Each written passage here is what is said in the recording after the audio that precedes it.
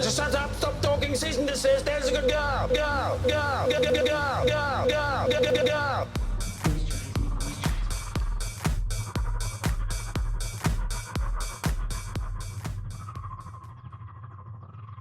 Moisturize me, moisturize me. Welcome back to Never Ever Eat Pears. This is the Doctor Who Rewatch podcast where we don't start from the beginning and you just have to fucking deal with it. Wow.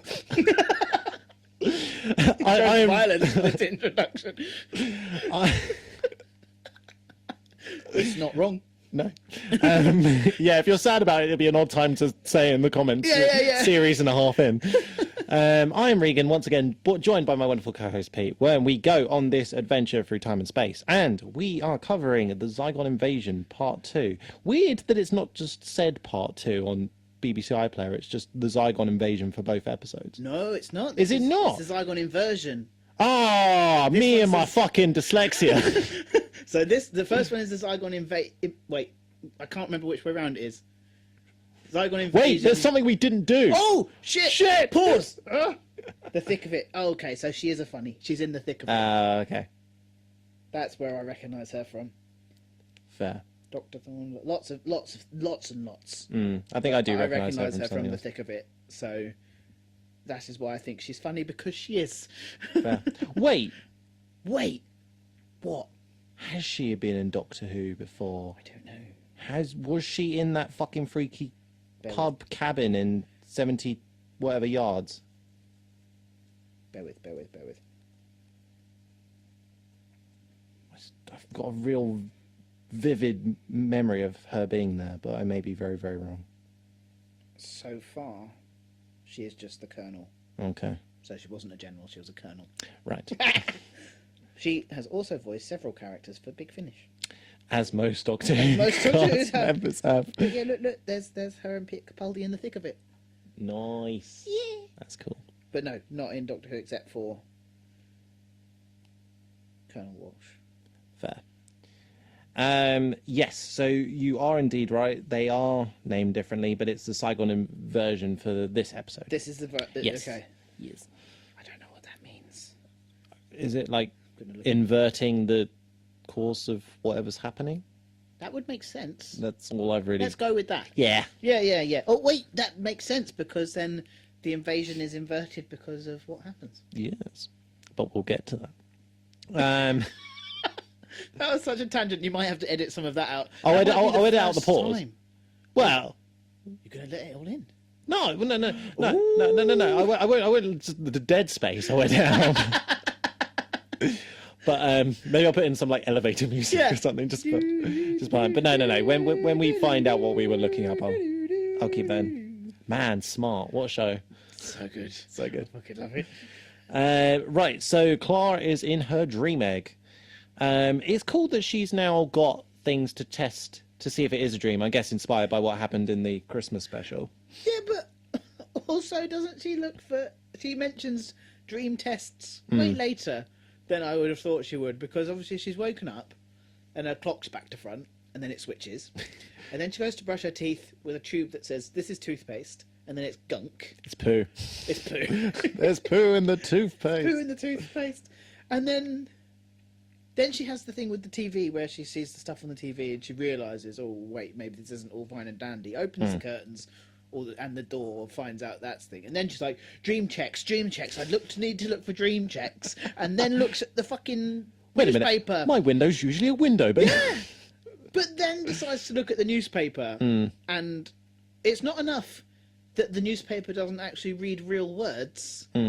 It's when she reads the words that she can hear from the TV. Yeah. That's when she decides she's in a dream state. I was like, my God, Clara, fucking wake up. But yeah, sorry. No, Anyway. that's fine. My next note is literally nice. Oh, pretty nice explosion of a plane. Like in terms of the It's visual, a pretty decent that's visual. a pretty. Usually we get like PNG fire. Yeah. But this is quite a nice. It's a pretty decent visual. Yeah. But we figure out that, Well, we get a little bit before that, don't Yeah. we? Because we get Clara trying to stop the, yeah, she just manages to move the TV. which is what caused her to do The the weird swing with the Yeah. missile initially. But the Yeah. second, so she's trying to. again, shake the TV. That doesn't work. And then she replicates the Yeah, she holds her hand out like as she's if she holding a was trigger. firing something or about to fire something, and Yeah. is trying to hold back the finger. But you can see she's trembling, and so is Zygella. But then I don't get the bite. I don't understand the bite. Because what? She's hoping that she'll drop the... Is she hoping that she's going to drop it? But I guess the pain 'Cause breaks. if you bite, you're going to go, "Eek." You're going to squeeze Yeah. your hand. That was a poor move on Clara's part. Yeah, really bad. But yeah, she bites her hand, and she doesn't turn into the Colossal Titan. She fires the missile instead. And blows up the plane. Blows up the plane. But in a very distressed-looking Clara, she pauses the TV and sees that two individuals are parachuting away, presumably the pilot and the Zygon. But no, it's not. It is Osgood and the And Doctor. the Doctor. I thought for a moment that this was Bad Wolf Bay. There's a lot of different It does, parts yeah, of it that yeah. look very similar to Yeah. Bad Wolf I Bay. don't think it is. No, I think but it's maybe just small. beach and Wales. It's just beach in Wales, yeah. And the Doctor's got a Union Jack parachute because cover. Camouflage. Because we're camouflage, yeah. in And Osgood's glasses are broken, and he offers They out are. his sonic specs, and she gives a very accurate description. What's the fucking point, Pete? I love them. Leave them alone. I'm not she coming say, like, after you. People in the episode are. Doesn't she say they're like a visual hearing aid? Yeah, what's the point? It's like having a visual Yeah. hearing aid, yeah. Because I suppose they're using the very kind of black and white designation of what sonic means, as opposed to all the other shit that it can probably do. Yeah. Like reattach barbed wire is probably the most egregious use of the early Sonic Oh in my God, Reboot wasn't Who, it where he bad? goes over and just Photoshop edits in the Yeah, bit yeah. of barbed wire. Oh my God. Come on. Um, And then we get the other don't look at my browser history again. yeah, what? What But- is he looking at? Yeah, This is the second enough to time. go, whoa. Yeah. I was like, I said so. I thought the Doctor was all about deleting their browser history. Well, the 11th certainly was. Yeah. In the 11th hour, when he goes up to guy from Black Sails / Umbrella Academy who's Yeah. trying to break into the... Yeah. Who's doing the very kind of like, oh, they can go on their laptop and type Buffalo 35 times and end up in a conference with world leaders. And, Yeah. It's like, wait, what? Yeah, no. But this isn't the 11th hour. Yeah, so we also get a look into Zygon occupied England to a certain extent. Oh God, yeah, we've skipped ahead a wee bit Because this might... because this happens a little bit before. Yeah. So we've got people just sitting around in a very kind of Zombie World's way. End kind of Yes, vibe. Exactly. And the sweeping of the sweeping of the thing. people, glitter, shiny, And then sparky. some poor geezer running away with Yeah. his shopping bags, being followed quite slowly by Bonnie Zygella. Some of these shots of Clara are very sinister, like the bit where she's just walking up to the front of the door, Yeah, yeah, kind yeah. of dead expression. Dead expression, yeah. He runs into his little flat, doesn't he, and Yeah. locks his door. She breaks Just through breaks the door. walks straight up into him, and he's like, "Please don't.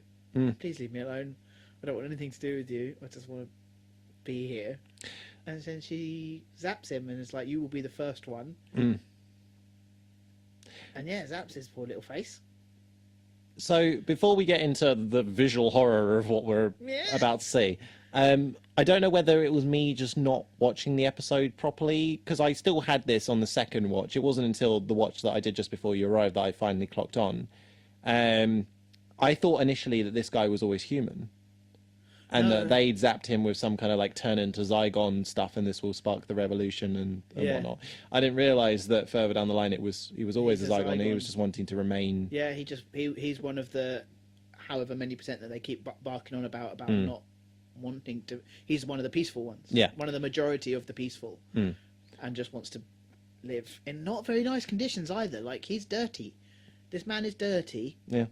and he's like, yeah, living in a really run-down place, but he's still happy Yeah, he's happy with and his still lot. wants to live his little life. And she just kind of like she must do something into his head which like switches off his ability to morph himself properly, and then he runs outside, doesn't he? And he's got these bumps and things going on in him. Oh, and the he pleads with writhing these and people to Yeah. like help me, please help me, please help me.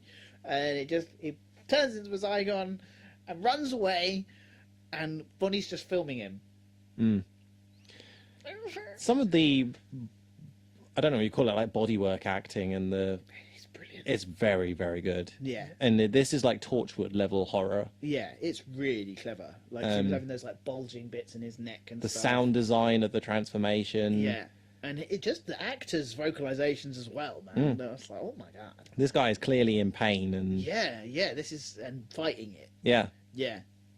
harrowing. I felt really bad for him. We have a Twitter account. This might be my new favourite thing. You never know when I'm going to do it. Yes, we do, where you can post whatever your thoughts are on the episodes that we'll cover. They're all up there. But one thing that we need you to do, we plead, please, is that one day, hopefully not soon, we will get to the end of Capaldi's run, and we need you to choose where you would like us to go, whether it be the Sarah Jane Adventures, whether it be the 13th Doctor, whether it be Class, whether it be Torchwood Season 1, or our top 20, I think it was, Big Finish audiobooks. Not Primeval Season 1, but we need at least at this point someone to outbalance the scales. But yeah, you can have your say of where you'd like us to go, because regardless of where we go, we want to continue doing Docky Who content and enjoying what we're doing. So vote, you bastards. But not for Primeval. No, don't do that. Yeah, so I've jumped ahead a load of my I think notes. we've flip-flopped all over the place. We've got Zygella go, because she's had so she's having a conversation with the doctor on the phone, because he's walks away from the beach and he's on the phone with Clara. Oh, yeah, because he thinks... Oh, no, he thinks Clara's dead. He's convinced Clara's dead at this point, and Osgood has said... he said it in the hope phase, hasn't he? So he thinks when Bonnie calls it... Yeah, he's convinced he's talking to Bonnie. Yeah. And then she's, like, winking at him as they chat. And he's like, oh, wait, maybe she's there. He says something else. I can't. Has she texted him yet, actually? What? Clara or? Clara's texted him, hasn't she? I can't remember what she says though. I'm awake. Yes. She texts, I'm awake, that's it. And then he's like, why is she sending me propaganda? And then Osgood says, oh, maybe this is Clara, maybe she's not dead. How's that hope phase? And he says it's like worse than ever. So he thinks, oh, maybe she is awake. Maybe she is alive. Then Thank you, get Pete. the phone call. Huh? Thank you, Pete. No. Jesus Christ. Then we get the phone call. Yeah. Because she's... Oh! No, we don't. Not yet. Not yet? Because Bonnie's heading to the... She's heading to the unit safe house to get the Osgood box. Opens the worst safe in the world. But it is a William Hartnell safe. It's a William Hartnell safe, Which but is when cool. she puts in the code and then opens it, there's no fucking locks anywhere. So it's just a panel. But yeah, instead of finding a box, she finds a laptop with another message from Osgood saying it's not here, you silly sausage. Yeah. To which she throws it against the floor and stamps on it like a child. Yeah. And then I think she phones the doctor and it's like, what the fuck? right. Where's Okay. this? Yeah. Where is it? The doctor's mid-escape from the plane crash and is going up to Some policemen. some policemen. Stare him down. We will talk about later in a different segment of Will the we? show. Yes. Okay. Fair. I know where you're going. But yeah. But yeah, so he realizes that they may not be the police officers they're after and wanders off as they very slowly start to tail him. And he's on the phone to Bonnie Clara. Zygon. Yeah. And don't they decide that they need to get a ride to get back to... Yeah, because as they're running away, another couple of policemen start walking very slowly towards them again. They're like, maybe Yeah. we need to get in the randomly parked van where there's no other cars on this street except for the police car and the van. I can't move too far away from the scene, otherwise I will, quite frankly, appallingly forget the Star Wars quote that is thrown out from Capaldi when he's talking to the police officers, and then he realizes that they're not all that friendly, and he's like, "Oh, it's all right. Move along." Oh, yeah, he does. He does. He chucks that out there. Oh, I didn't even realise. I can't remember what the context of this is, but where is he talking? Oh yeah, because he's questioning why Clara Zygon's winking at him, and he's like, Yeah. "Why are you doing that? You're sending some very mixed Very messages. mixed I'm old messages enough to be your Messiah." Yeah. You do know what winking is, don't you? Yeah. Yeah, and then he's asking Clara, where are you? Are you in a pod somewhere? Are you in London? Are you underground? And she's like furiously blinking. Yeah, so So he- Zygella realizes that they're using facial expressions, so she like covers her face. eyes, yeah. But then the Doctor drops some hints, but not hints, where he's saying like Don't let them in your memories. Yeah. Don't let them know where why the, it's called an Osgood box and why it's where it is. Yeah. Kind of vibes, isn't it? Yeah, and then she's like, why? What?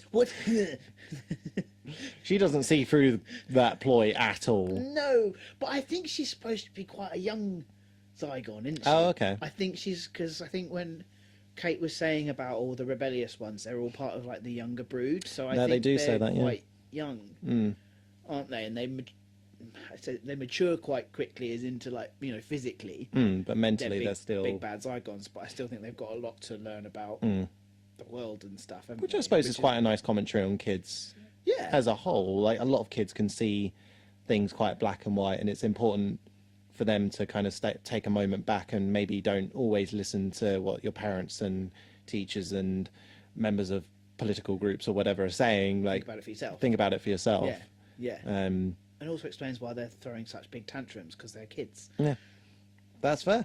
Yeah. I think the Doctor does make that Oh, correlation. always, yeah. Um, Frequently. I think it's we'll get to that We'll get there. because that's a whole section. there. That is a whole section. But yeah, he hangs up. And the Doctor goes and grabs a car. Yeah. Van. And does the driving. Yeah, which is very strange. Really weird, right? It's very odd. But then again, is it? Because obviously, John Pertwee was in a car most of his time. Yeah, but wasn't it like the fancy kind of? It was a wonderful car. Yeah. Yeah. And then There's, he's just like, there's an outtake where I think it's him and did he do a stint with Sarah? He did, didn't he? yeah. Where he's in the car with Sarah and he like goes to put it in gear and it just goes forward and stalls and he's like, "Ah, shit." This car's been a sod to drive lately. Yeah. No, I think yeah. Oh yeah, but Yeah, I know what you that mean. was though. always I kind of wasn't like fancy or like gadgety cars because he was the James Bond of his Yes. Yeah. his run. But seeing But then I suppose actually, thinking about it logically, Osgood's glasses are still bust. He hasn't fixed them yet. right, what's your so She can't drive because she's blind. Might break a few laws. That's fair. Yeah. Yeah. Yeah, I know. It's just weird seeing him in normal conveyance. Very weird. It's very strange. Yeah. And it's made even weirder by the smile. The that he- smile. It's a nice kind of relaxed smile, but then as soon as she brings it up, it's like A grimace. Dazzling, isn't it? Yeah. it's on level of the Gandalf slow-mo laugh yeah, smile yeah, that he does in yeah. Too close, camera, too close. But we'll cover that in our Lord of the Rings rewatch podcast, Never Ever Eat Lampas Bread. I made lambus bread once. Oh, It was good. was it good? It was really Did good. it fill you up for however many long Legolas I said ate it? way more than just a crumb, but it was good. What's the consistency I like? Is can't it like even remember. Is it like It was pita like- bread or? It was. It looks like pita 15 bread. years ago. Ours was kind of shortbread based. Oh, kind okay, of nice. vibe. Yeah, but it was really good. Yeah. But Anyway. so yeah, so Where do we go next? we've also got. I think we cut back to Clara and Zygella because they're having an exchange through the TV. They're chatting in her mind palace or whatever that is, and she's saying like, as much as you might be able to do this, I can check my pulse, and you'll never be able to. One thing you can't do is lie to each other. Yeah. Because she's going, yeah, I could just kill you in your pod right now. Clara's like, but you need my memories, right? And Initially, I also don't think you can take your pulse very effectively in the way that they were holding their wrists. I think you have to do it side on rather than vertically. Here's a fun pulse story for you. Seeing as we're on the subject of pulses. I say fun, and I'm immediately going to open it up with a statement that doesn't sound fun. Okay. So I don't have heart troubles. I just have a weird heart. Okay. Where sometimes it beats so ferociously, but not quicker. You can kind of like see it coming through my chest. Whoa. They're basically heart palpitations, but they're not. I can deal with them and stuff. Okay. But when I first started to have them, I had a very kind of like full metal jacket style PE teacher. Oh, okay. And he came up to me and took my pulse from my neck while I was having one of these. And instead of giving me something reassuring or just something else to focus on, he said, "Alex, you should be dead." Oh my god! It's like, thanks, dickhead. What the fuck is wrong with him? Oh my god. Yeah, so apparently you can't feel my pulse when I'm having that. It's just all there. It's all there. It's all there. Oh my god. So yeah, you'd suck at that. Yeah.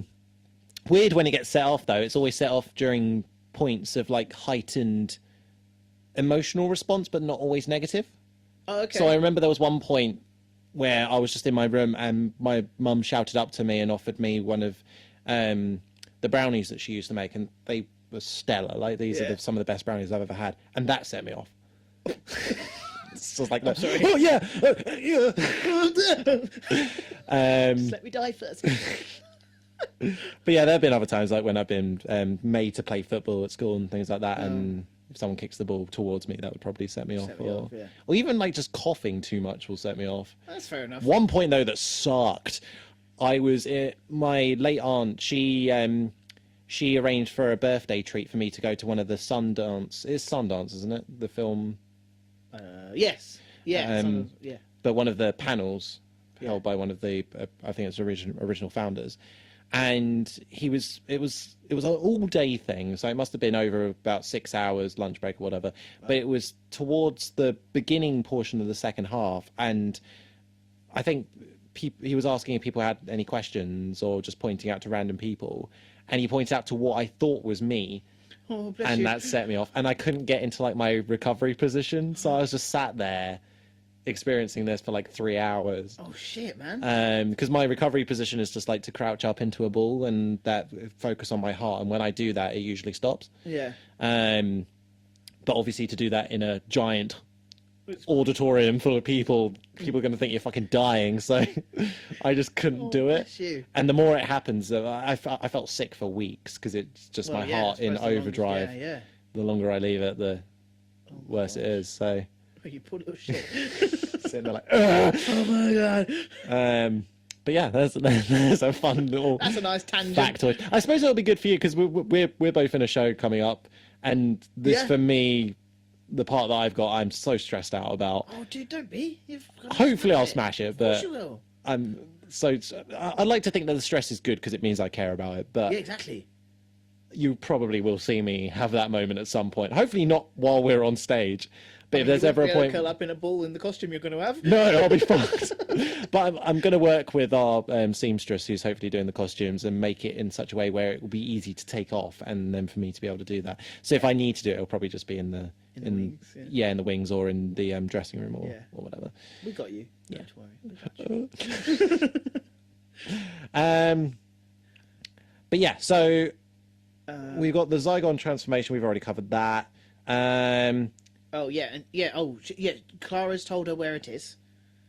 Yes, it's in the Black Osgood Archive. Is in the Black Archive, and that she can get into it with her body print. Yes, but you can't kill me because you'll want to talk to me when you figure out why it's called an Osgood box. Yeah. And my notes keep on going up. Yeah, so initially when the Doctor's in the car or just before the car, he's talking about London being like the pantheon of culture and stuff like that. And there's just, and I feel him so much when he says this, when he gets out of the car and he holds out his arms. It's like, London, what a dumb. You, sir, are correct. It is so well delivered. It's like, London, what a dump. Poor Osgood's trying to fight for the side of London. It's like, nah, mate. No, it's not that bad. Fucking shit. And then she's like, yeah, for someone who thinks it's a dump, you hear a lot. You know, valid point. But I suppose it is the central hub for... Because this is the thing that made things like... As much as we love the Sarah Jane Adventures, is something that we wonder about. Why does everything happen on a street in Ealing? Yes. Yeah, but if it all happens in London, makes perfect sense. Well, it's slightly more because it's the larger population density. If there are aliens, they'd probably be targeting the centres of government and whatnot. But, you know... Not a little street. Or a suburb in Cardiff, but... but I suppose they've got the rift, so they've got slightly more excuse to have stuff going down there. We get an exchange of names. We do. I can't remember what Osgood's one is. Petronella. Yeah. But I do love the Doctor's one. It's Basil. Basil. Why? Because it is a... Why did he pick that one? It's a name with just... any character that I know of that has the name Basil is just an immediate, like, fixate on that character. Yeah. Even if they have no real role to play. Like, the most recent example of that would be a character in The Acolyte who was called Basil. Which is weird, because Star Wars, you don't think... It's almost as egregious in Episode 2. Sorry, you've got me on Star Wars now. Which you haven't, because I did that. You did this. I did this. I don't know if you remember it, but it was when Obi-Wan goes to Yoda because he's trying to find Camino, and he walks into the room where he's teaching the younglings, and he brings out his little bullshit sphere and puts it on, and Yoda says something like, Liam the Shades. There's a Jedi called Liam. Yeah, it's like, just random names. But it's fun. But yeah, then, you know, Basil. you've got Uncle Owen, haven't you, in Star Wars? So... Yeah, but I don't know. Owen, like Luke, like there's some kind of... Some random names that I think... But they still work within the context of a sci-fi opera. There's things like Liam and Basil that don't really... It's brilliant. Basil is brilliant. It's a good name. It's a great name. Did you ever watch Basil Brush? I fucking love Basil Brush. Yeah, man. Boom, boom. And then all the weird... Like, I was thinking about this quite recently, which I think shows just how little I fixate on actual important shit in my life. But how sinister is it that is it his cousin? The one who's like the mob boss. Do you remember what his, like, chime-off thing is? No. It's Bang Bang. Is it? How sinister is that he's... Oh, God, he's literally just shooting them. Yeah. What's his name? I genuinely can't remember. I want to say Vinny, but I don't think that's right. I don't know. This might be something we have to look up. But yeah, no, I'd almost forgotten about him. Damn. But no, that's a look into our upbringings. It's a good show. It's a great show. But yeah, after they've decided, you know, given each other their names, they're like, you know what? Let's just stick with what we've got. Because they have come to the shopping centre. Yeah. Where they found 2 sparky puddles. Mm-hmm. And the Doctor asks her again, which one are you? And she just looks at him, doesn't she? Does she say anything? I can't remember. Or does she just say, I'm me? Yeah, there is one point where she says, I don't answer to that question. Yeah, yeah. So I don't know if that's where that Maybe is. that's it. I don't know. Either way, whenever she answers it, it's like, no, I'm not telling you, bitch. Fair. Pipe off. And they let's focus on this. I don't know if this is how it goes, but let's focus on this a little bit longer. So they find the chap who's been decloaked, if you like, and he's still struggling with his transformation. Yeah. And this is where I thought the kind of commentary came in, because there's that beautifully sad moment where he's like whimpering, all I wanted to do is to live here. Why can't I just live here? Oh my God, it breaks my heart. This whole bit where he says, I'm sorry, I had to kill them. They saw me. I had to kill them. So we know he's killed people. But didn't he say they also attacked me? They attacked him because they saw him. Yeah. And then he was like... So it wasn't so much perceived. He was doing that in self-defense. Yeah, it was self-defense and also trying to keep everybody's cover. He was trying to protect the whole species. Yeah. So yeah, I feel awful for him, and he was like, yeah, I've killed these people. I'm really sorry, but he still doesn't trust the Doctor or Osgood. He's like, No. your truth or consequences, get the fuck away, and zaps the Doctor, Yeah. who can obviously take it. Mm. But yeah, it's that awful bit where he's like, I just wanted to live here. Why can't I just live? And he's like, I can't change back now. This is it. I'm fucked. Yeah. It's Which I suppose is also another. sad. That, forgive me if I'm perhaps reaching, but perhaps a little bit more of a commentary on a lot of people are where they are not from choice. It's just no, this- I agree. I mean, they don't have a choice as Zygons, do they? At this No. point, they have to live here. And yeah, it is a massive social commentary on people. Yeah. Big time. It's fucking heartbreaking, and this guy is acting his fucking rocks off. He really is. He's brilliant. It's a real shame that we don't get to explore more of his character. Yeah, But I suppose sometimes less is more, and I think he's perfect.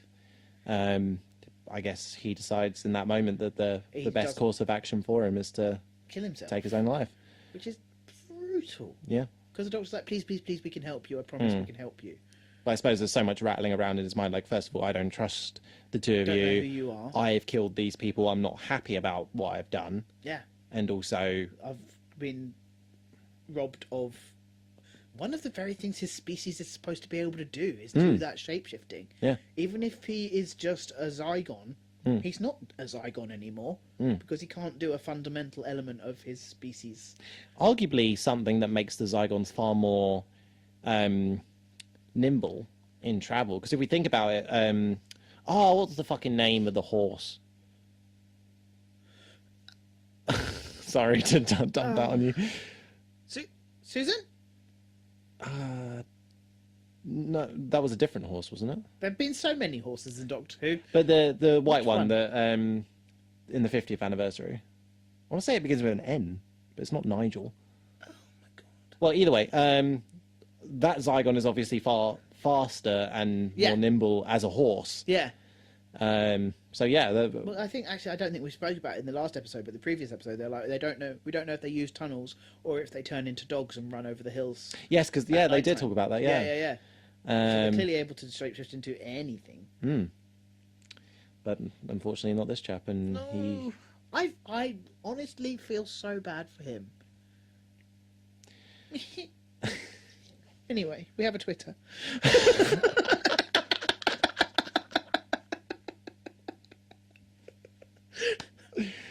Oh no. We do, and it is in the show notes. What happens next? Oh, Oh, it keeps on doing this shit. Kate Where rocks are we? up Yes. So, with 2 coppers where is she rocking up? to the shopping mall Yes. because we've skipped another bit where she catches up with Bonnie. Yes. In the with the pods. Mm. And they're like, "Oh, well done! You took over Truth and Consequences. Well done." And then Bonnie's like, "Go and get the Doctor for me, please." Yes. So, Kate goes down and with the 2 Zygon escorts. That we think are just police at this point. Yeah. Because then the Doctor's like, "Whoa, Kate, are you good?" Mm. And, yeah, of course I am. And we go, I heard otherwise. So we know he's sussy. Yeah. He's suspicious already. And I think they transform at that point. No? What the fuck happens next? They Pete? take them. Oh, Kate's like, "We found Clara's pod. We found Clara's pod," and the Doctor's like, "Oh, great! That's exactly where we need to go. So let's go." And then they get into the tunnels again, Sure. and And that's when they. torches and stuff. And the Doctor's like, "They do love a cave, don't they?" And then they transform. Yeah, because she's like, "Oh, yeah," because he's like, "Well, where's Clara's pod?" And Kate's like, "Oh, it was there." And there's this big old fucking hole. Yes. Yeah. Yeah. And then there's a phone call. Is there a phone call? Oh! Have we missed it another bit? Because Oh my have we God. missed the bit where Bonnie's ended up at the Black Archive? Because then when she's at the Black Archive... Oh, yeah, we have! So, okay, let's Is this pretend- is this the reveal with the Osgood boxes? Yeah. Yeah. So what's happened is Kate has found the Doctor at the shop. Yes. Smash cut to Cool. Bonnie at the Black Archive. Yes. With 2 Zygons and Clara. Yes. And then she's like, "Oh, this is fun." and then she walks in and she sees that there are 2 boxes, Yes. which is why it's called the Osgood box. Because there are 2 Osgoods. And then she phones the doctor. Yes. Well, phones Kate to talk to the doctor. Which is then when the transformation happens. Yes, Thank fucking God. because Osgood's like, "Ooh, fuck! I think they're Zygons." At this point, we still think that Kate is a Zygon. And Kate dispatches both of them. Does she right now? I hope so, Pete, because I have no notes. I think we are in a bit of an for a bit. While Kate, Well, is everyone's on the where they phone- need to be before big old moment. Kate's on the phone Yeah, to Bonnie yeah. with her 2 little Zygon buddies. Kate's Zygon buddies. And doesn't And she doesn't order? Bonnie say, like, which box is it? Tell me which box it is, or I'm going to kill Clara. And then he says it's the blue box. And then doesn't he she open the opens box? the other one, and she's so like, "What there's the 2, fuck? Bring him here!" There's 2 buttons. And then the Zygons go to get the doctor, and that's when Kate goes bang bang. Yes. Now, I've been eager to get to this bit because her, like, "Oh, how did you survive that?" It's a bit shit. I had a gun, didn't I? I had a gun, I had a gun. I shot all my shots. 5 rounds rapid. Which I think, I could be wrong. I have a feeling that Lethbridge Stewart says that at some point in Classic Who. Oh, okay. I think. That might make it slightly more relevant to... Yeah. But even then, like, just use it in a slightly different moment, not the "how did you survive this" moment, because it's a bit lackluster. It doesn't... It really is. She didn't do like a... I wasn't looking for like a Danny Pink springboard moment, but just... I was. Oh, okay. But just, No, I know what you just mean. something that was a bit more than... I shot it in the face 5 You know, I times. shot it, didn't I? Yeah, I had my gun that Yeah. you saw me have earlier. So it's not even like, "Oh my god, she had a gun." It's like, yeah, so boring. It was not. I don't think it was deserving of a flashback. No. I think it was just her going, "I shot it." That's literally all it needed to be. And then, yeah, once, because she's still technically on the phone, because then Bonnie has another tantrum and throws the phone. Right. And we do get a little bit of a scope of the things that are at stake, because we do get some numbers. We get the 20 million Zygons about to be unmasked. Yes. And we get a bit about... Because the doctor's pissed off that Kate's just killed 2 of them. And he's like, "Why is peacekeeping always ending up with killing?" we do get a bit about what the boxes do. The gas, yeah. So it's there's 4 things, isn't there? I There's think the- at this point we still think that one box has got the gas, Oh, okay. and one of them. Yeah, so one box will release the gas and kill them. One box will unmask them. I think at this point we've still Okay. just got that 4, Yeah. and because the doctor hasn't actually said yes, one of the boxes got the gas, because Kate has just made that assumption, and the doctor hasn't said anything. Okay. And she's just gone, "Right, then we have to go and press that button." And he's like, "Fuck no," and rah, rah, rah. But We this know is... they've got 4 buttons, but Yes. I don't think we know that there are 4 options yet. Well, each one just says truth or consequence, doesn't it? Yeah, But this is when everyone joins everyone in the... I think this is where we end up. So before we get into the meat of this, there is something that I wanted to point out, because it keeps on being in the shot, and it took me out at the moment. Did you see it? At the moment too. Fuck's sake. like, You could why have is my anything helmet in here? that fucking cabinet, and you didn't have to put the Mouldy Jadoon helmet in that. Didn't need to be anything in there. No. Just some strip LEDs like they had. You Or didn't- some Zygon bits. Yeah. But you didn't need to further Cement where we're cement at. where we're at. Why would the Maya helmet even be in the Black Archive? I don't know. What, from the one that they used to defeat all those hundreds of years ago, they Well- presumably found in a Viking puddle. the fuck? It just doesn't make any sense. Or at least call back to something cool. It could have been anything. This Could is have the been Black anything. Archive. It could have been literally fucking anything. But no, you went to the prop department. You found the one thing that was propping open the toilet door. No one needs this, right? No one wants this. No one's got any attachments to this. That's not a right? reason to use it. It's because it's Oh, shit. it's so rubbish. Because the rest of what is about to happen Is is pure fucking amazing gold. Doctor Who magic. It essentially becomes a stage play, Yeah. and there's no music until the very end because there doesn't need to be. No. And it's beautiful. I read that apparently it started off a lot shorter, Oh, okay. and they kept adding to it because they were like, no, actually, what we can Yeah. go better than this. Because there needs to be points where Zygella's like interjecting, and that's what builds Yeah. the bit that we get. I've only got a few quotes from this. Cool. So I don't have the whole thing. I do love. I've got a few that I love here, but I feel bad by going through them just in case they're ones that you predict. No, actually, do you want to maybe lead on this a little bit and see if there's? Oh, mate, I don't know. I don't even know where to start with this. It's. I mean, You've got that brilliant element where they're both standing at the boxes, and it's like, oh shit, something's going to happen. I was like genuinely, shit, something's going to actually happen right now. And then he starts off with that fantastic game show voice.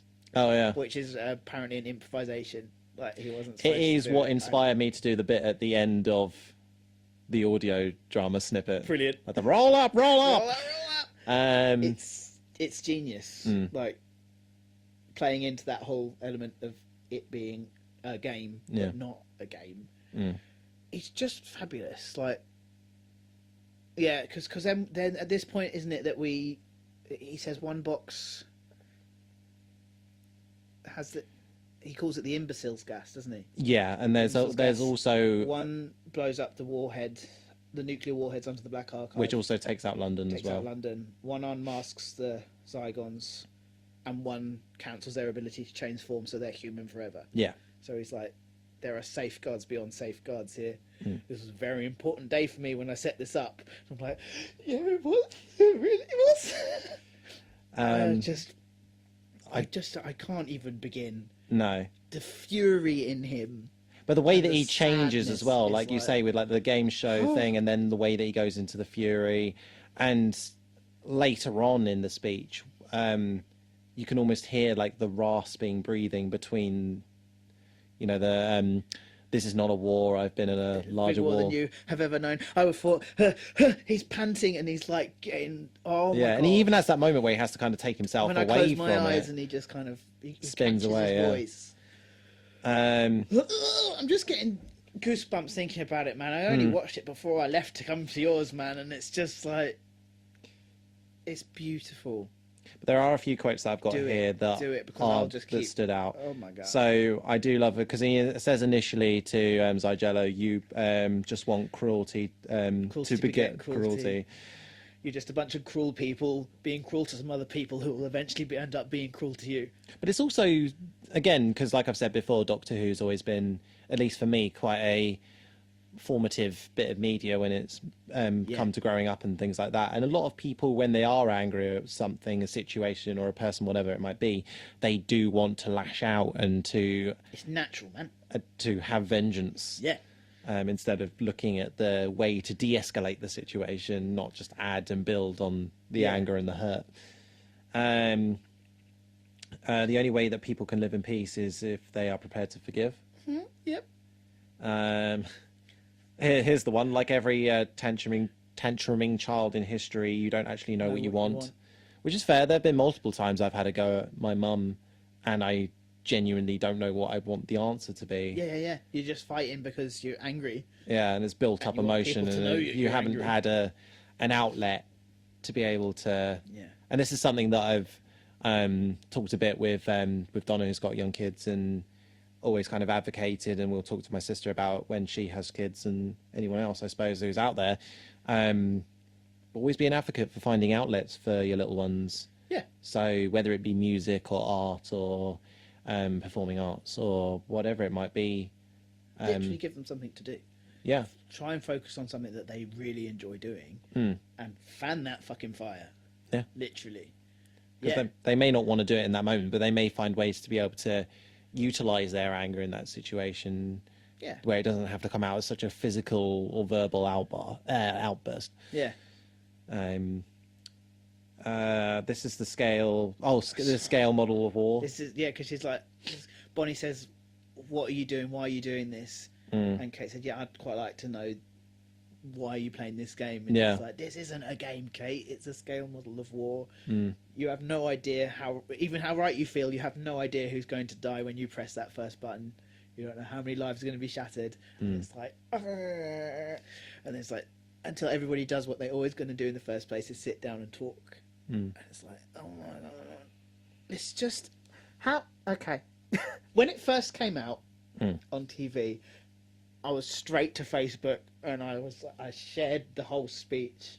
I was like, how the fuck can a child's TV show, because it's a kids TV show, adults love it too, but it is primarily a kids TV. How can a kids TV show understand war so fucking well, and a room full of politicians don't have a Scooby-Doo? Yeah. It's because they have. I'm willing to wager that they haven't had that exposure. Yeah, it's depressing when a TV show can understand how bad war is, and there's people sitting there doing exactly what he's saying not to do. It's something that I've recently had to come to terms with. Doctor Who has a lot over different sci-fi stories or different fandoms out there for a lot of different reasons, this being one of them. But one that has been particularly lackluster when it comes to commentary on important things is Star Wars. Yeah. Where, unfortunately, at its core is just a flashy sci-fi laser swords force kind of thing. Yeah. Until something like Andor came along, and they give a very kind of gritty and realistic look at how important it is to question authority and to fight back and to show your voice and to defend people who may not be able to defend themselves, and to not sit down and bend over and essentially take it. But yeah, it's so important, probably now more than ever, where people can have more of a say. They just have to have the confidence and the push to be able to go and do it. You need to be shown that what you're saying matters and has an impact.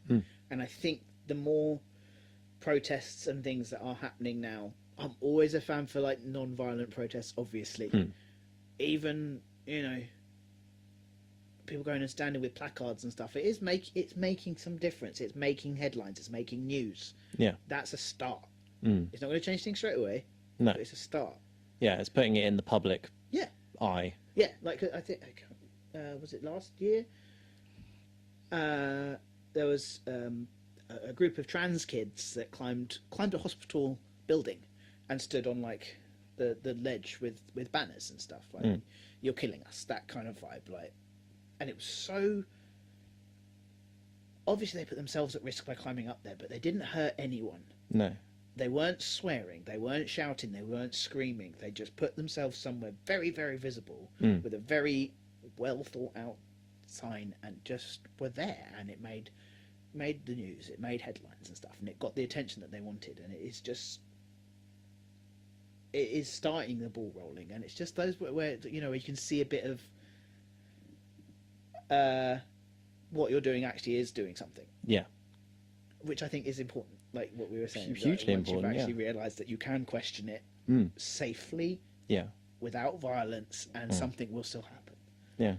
I suppose on a similar vein, there was... I'm not going to go too much into it because it's bloody depressing, but the dolphin and whale hunts and slaughters that are happening still to this day. Yeah.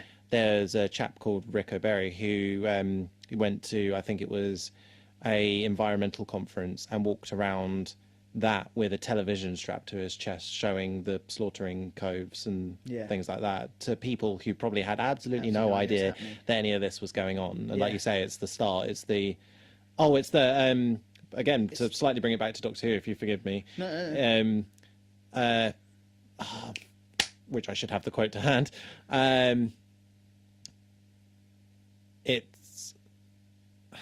I can't remember the exact quote, but it's something like,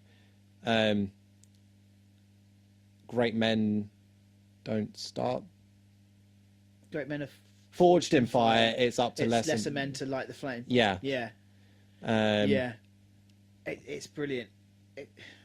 It's just grabbing people's attention, like, and showing them that it's because people are so quick to just bury their heads and go along with it, like what we were saying earlier. Yeah. You just go along with it. But if you've got somebody that can actually take a gut punch and walk around with that on their chest or anything, and just Woo, look at us. We have a Twitter. We do, yes, but we hopefully we haven't finished this bit though. no, we haven't. There's still so much. So much more to say about it.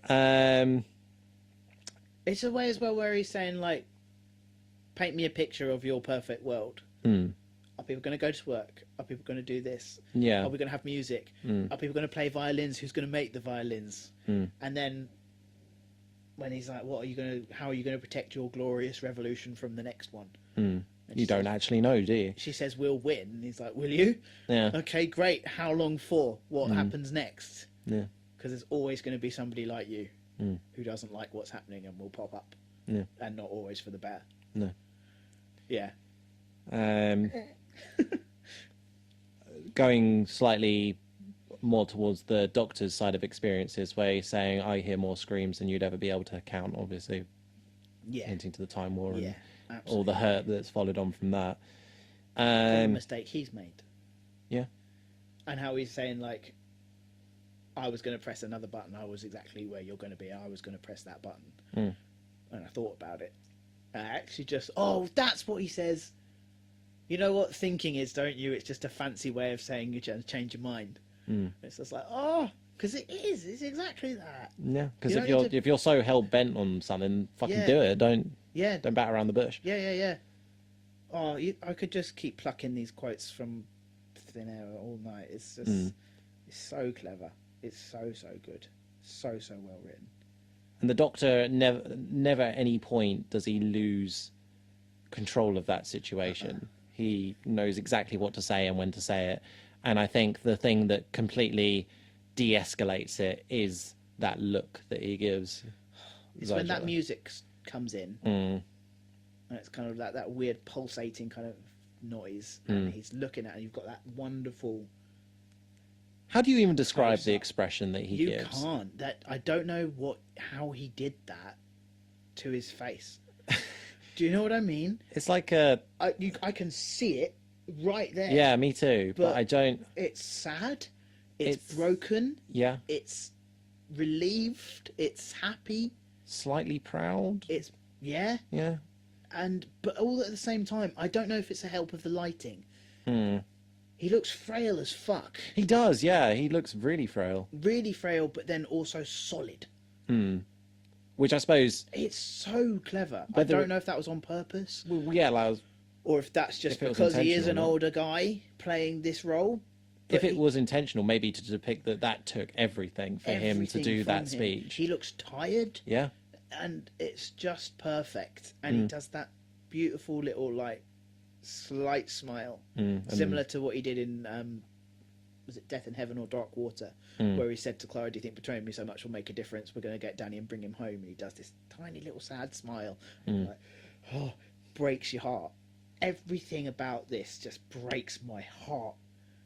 From him doing his speech, from the fact that Bonnie understands, and it didn't take very much. No, it took a very impassioned, beautiful, powerful speech, but that's all it took. Yeah. And she's there, and she's crying, and Clara's crying, and then Kate fucking ruins it by just being this solid, stalwart figure. I'm like, mate, how have you... I mean, I love it when she shuts the box, and the dog's like, thank you, and she says, "I'm sorry." So I take that back. But, like... But she's very quick to be like, so what now? So what now? What next? Yeah. If you don't mind me saying, there's just one little bit left of that. Say as much as you want. I could talk about this forever. I just love the gotcha. Oh! Don't, because I was literally just about to say she does that gotcha. Ah. And she's like, how can you be so sure? And you can, it's when a kid's in trouble and you can tell that, you know, They're lying or... but they're just trying to be brave, aren't they? And they're going, well, how do you know? And when you're like, you know you've got them. And she does that really well. To be honest, this is one of the, I think Jenna Coleman just smashes it out of the park with this. Because she is very obviously two different people. Yeah. But like the doc says, she's got Clara's face. Again, I don't think either of us have ever been... we never had a stance where we've said that Jenna Coleman can't act. Oh, no. It's just Clara. It's just Clara. It's not great. But when... But Jenna Coleman smashes it this episode. It's brilliant. And yeah, where he's like, gotcha. Yeah. And you have a disadvantage, Sigella, I know that face. And I'm like, oh, shit me. It's beautiful. It is just spectacular. So... And then Kate brings it down. Yeah, because Kate wants to know right now what we're going to do. What next? Because now we know they're empty. Oh! Of course, no, yeah. Yeah, because Sigella's like, they're empty. Wait, hold on. They're empty, aren't they? Yeah. And it looks like, of course they fucking are. Of course they are. Because the Doctor would never put into place never do anything this. that would... He would never put that. Where it's so...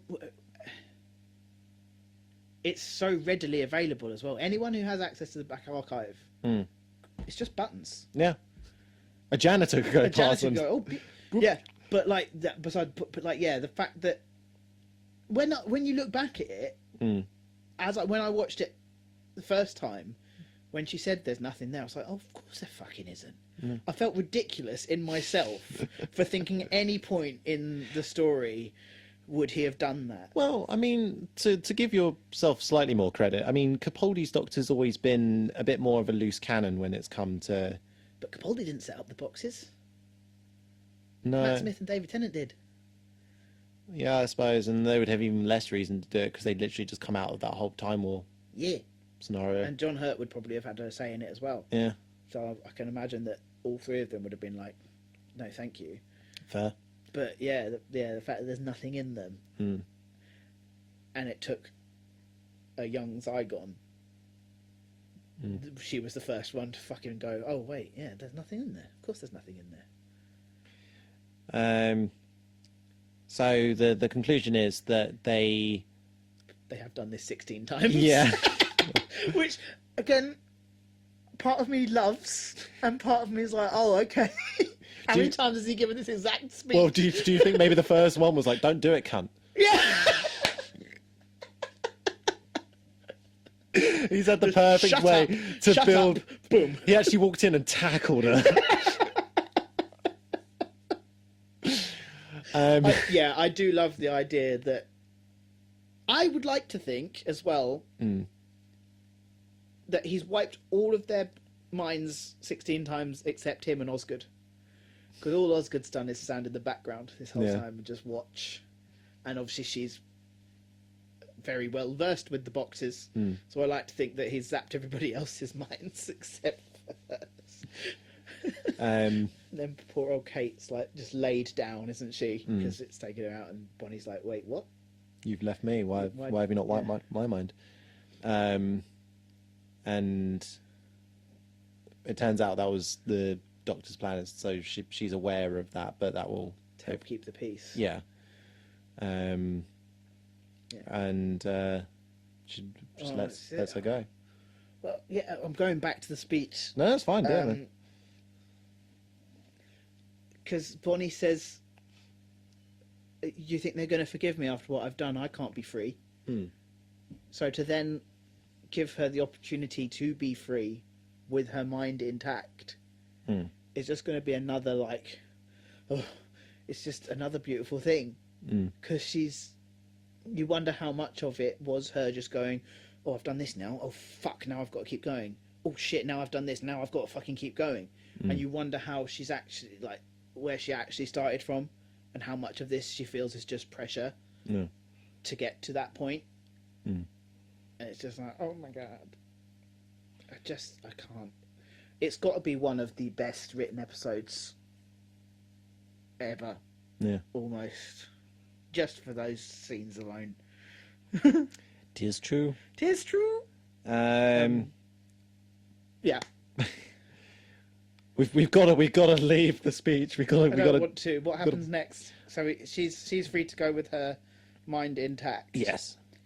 And doesn't it just kind of cut back to them just kind of wrapping things up? Oh, Zygella goes to the... What did you call it? Oh, the pussy computer. Zygella goes there, and we've Yeah. still got this beautiful like violin cello music going on from the end of the speech, and it's beautiful. Yeah. And You see that nice kind of transition where she's initially Using using her her human human hands, hands and then changes back changes to back to herself, to and she Zygon says, hands. "The rebels are standing down. You're all safe." But she has a sense. She almost has like a bit of disbelief in her voice when because she had never once prepared for a scenario where everyone was going to be okay. Yeah, I think is it disbelief or is it relief or guilt? It's probably a bit of all three. Yeah, because it's like you are all safe, and she's like, "Oh shit, I didn't think I'd be the one to deliver those words." In trying to make it better for my people, I think maybe that point is where she's realised how much danger she put everybody in, Yeah. but has now saved it. Yeah. And I just think it's just beautiful. It's just beautiful. Um, And then we're back We're- at the TARDIS. yes. So It's still in the playground. it's one of those rare occasions where UNIT hasn't decided to immediately helicopter lift Helicopter it it as away. soon as it Yeah. arrives somewhere. And the Doctor wants to say goodbye to Osgood without Clara there, so he asks Clara to go into the... He's offered Osgood a lift first. hasn't Yes. He? He said, "Do you want to come with?" Now, how do you feel about... Oh wait, no, wait, even worse. What? Osgood asked what it fucking stands for. Oh, yeah, that shit. I was like, "I'm sorry." I was exactly like the Doctor Yeah. at that point. I was like, "What the fuck do you mean? You literally talked about how you're... How you're his number one fan, Yeah. and has decided how you can kill him and that, but you don't know about the fucking TARDIS." No. And Do he's you like, remember what he says? Totally and radically driving in space. Yeah. It's like beautiful. Yeah, and then she says no. It's one of the most disappointing rejections since Frank Skinner's character. Fair. So you think that you would have enjoyed seeing Osgood as companion? No? I don't think so, actually. Oh, okay. In all fairness, I don't know. I love Osgood as a character. They do better as a member of UNIT. I think she's better there. Yeah. Yeah. Like, as much as I love Kate, I don't think I'd want to see her as part of the TARDIS No. crew. No. I think they're too well established outside of needing to be with the Doctor or being... I don't know. Do you know what I mean? Yeah, I think... the Doctor's interactions with them obviously brings them into the story, but they can exist without it, which is probably the reason why they're doing this UNIT series in the first place. They're strong enough characters to exist outside of that. I just don't think she would be suited. I would love that she could get that experience Yeah. because I love her. But yeah, I don't know if I'd have wanted her in the TARDIS. Maybe I'll have a look. Maybe there's a big finish out there with, Maybe there is, yeah. with them. But yeah, and then he does want to say goodbye without Clara. Yes, and he does then again ask which one she Which is. one are you?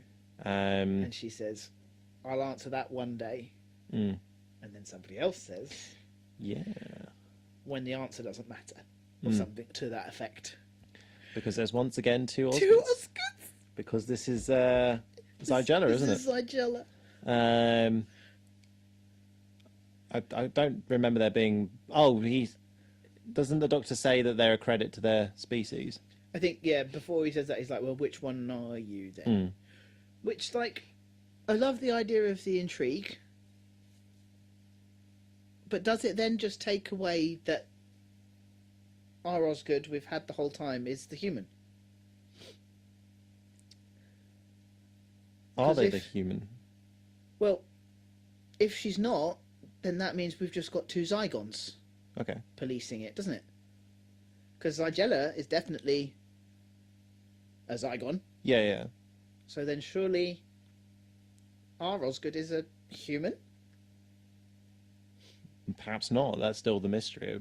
So Surrounding it. there is the possibility that we've got two Zygons. Yeah. Does that then destroy the whole one human, one Zygon, one side each to keep the peace?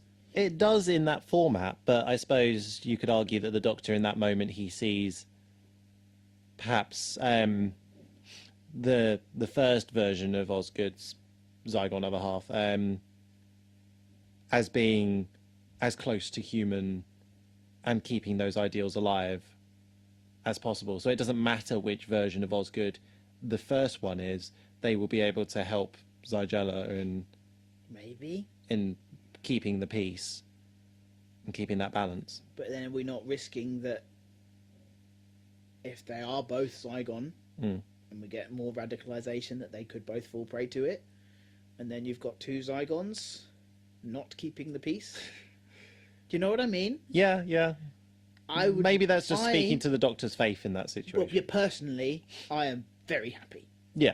And I don't give a fuck if they are both Zygon. No. Or what. Or if maybe we had a moment where they were off by themselves and swapped clothes, so we don't know, actually, is the one with the broken glasses actually the Osgood that we've had this whole time, or is it Zygella the whole time?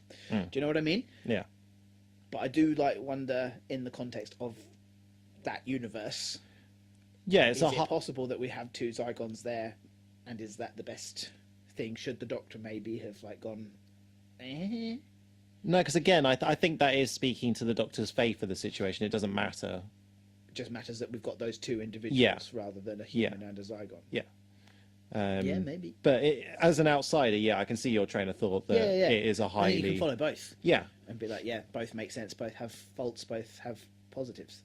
Yeah. But yeah, he does say, you're a credit to your species. Yes. Petronella Osgood. Which is nice. And then she goes, no, Basil. You're a credit to them both. And then he says, I'm a really big fan. Oh. I'm like, oh, it's really cute. It's really cute. Just so you know, I'm a really big fan. And then totters off. we do get a bit of a sad moment between the Doctor and Clara. I want to see if I've got the exact wording here. I can't have faith that my notes I would. It was something like, you must have thought I was dead for a while. Yes.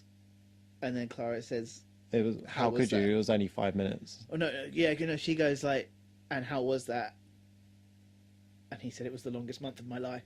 Oh yeah. And she says, I can't have been gone more than a few minutes. And he says, I'll be the judge of time. And it's like, you don't even know.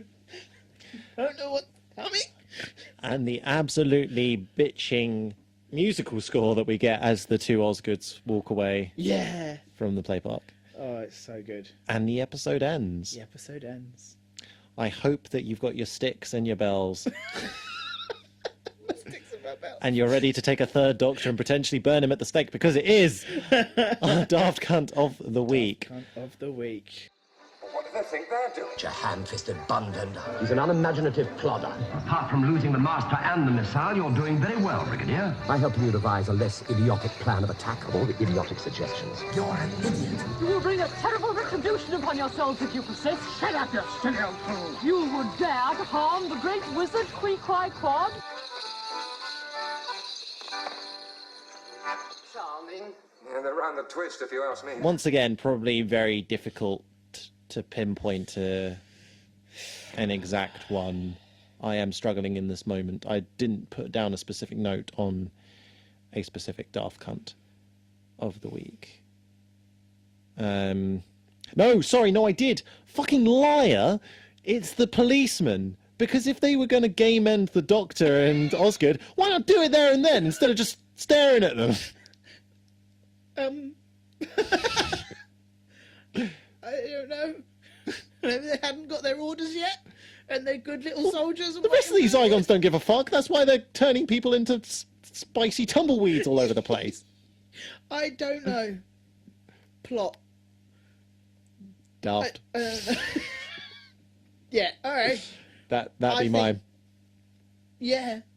Either the cops in that car or the two cops that walk towards them. The whole of that Welsh police. That Division, Welsh police not great. division. I don't think there is a Daft Cunt of the Week besides that. No. The Zygons are all good. Yeah. I don't think there Speech is. is glorious. Speech is glorious. There's no real side characters that we see in this one. It's very contained. The only one that to we the... do have a side character of, my heart breaks for. Poor Zygon boy. Yeah, I think. I think the police are daft cunts of the week. There we go. May this never reach a certain group of people. No children allowed. Well, that and we don't talk about the police Yeah, from this, do we? And too right. Yeah. But thank you so much for tuning in and once again listening to our silly, grubby little show about Doctor Who. And me just go, oh my God, a lot about the speech. Yeah, because it was beautiful. It's beautiful. Once again, we do have a Twitter where you can comment. Please do share episodes because it's the only way that people will find us and potentially build a little Doctor Who family. Yeah. But also there is that little poll that I mentioned earlier where we need your votes because we don't want to be completely abandoning the Hooniverse. I think I might, You're gonna put my foot. You're gonna put your foot down. Yeah, being like, I refuse. We are sticking with the doc. But you can have your say, or whatever format that takes with Doctor Who. Cause... But if you do all vote for Primeval, then we have the right to completely ignore your say. I'm perfectly happy with any of the additional options. To be fair, because Liar. what? You're not happy with Primeval. No. Outside of that one. The 5 core ones I'm happy with. Yeah, we're ignoring the comment. With wherever this podcast goes, because all we want to do is revisit much beloved memories and beloved Doctor Who and talk about Doctor Who. But thank you so much for tuning in. Until the next time, Pete and I are blasting off into time and space. Yeah.